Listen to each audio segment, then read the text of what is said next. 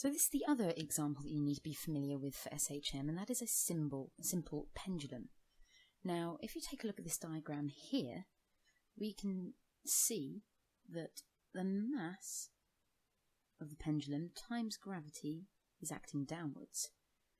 So what's providing the restoring force? What is going to make this pendulum swing backwards and forwards? Well, if we take the component of the weight that acts in the direction of the equilibrium point, that is mg sine theta. So what's providing the restoring force? Well, is that component of the weight, mg sine theta. Now, if the force that is restoring, bringing it towards the equilibrium position, is minus mg sine theta, and since force is equal to mass times acceleration, and we know that the acceleration is force over mass, then the acceleration of an object that is moving with pendulum simple harmonic motion is going to be minus mg sine theta over m.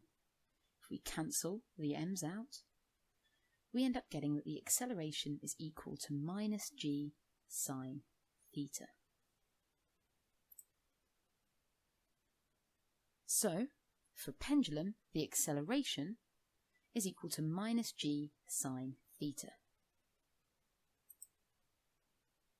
Using that, and realising that for a very small angle theta, sine of theta is equal to s over L, where s is our displacement here, and L is the length of the pendulum, we can substitute s over L in for theta, or for sine theta, and we get that acceleration is equal to minus gs over L, where s is our displacement, and minus g over L gives us our SHM constant.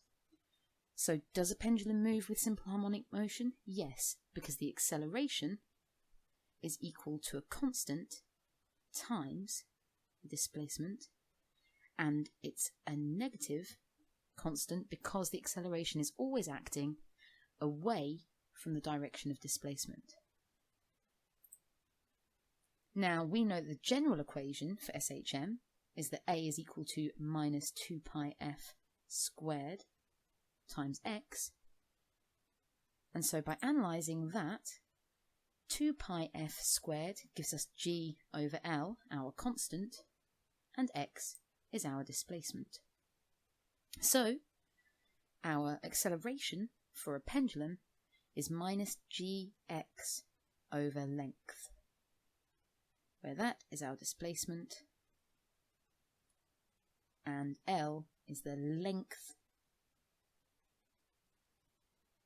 of the pendulum.